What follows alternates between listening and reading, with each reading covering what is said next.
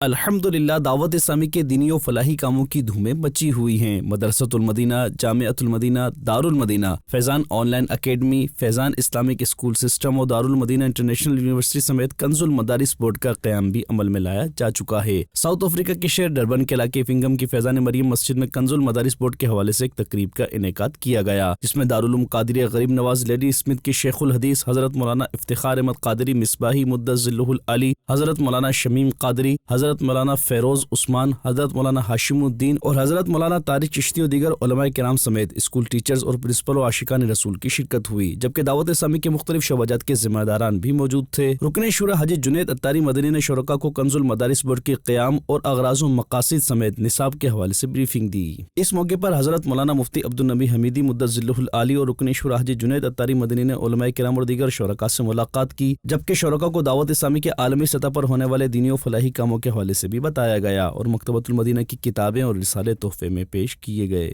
ہم کو اے عطار سنی عالموں سے پیار ہے، انشاءاللہ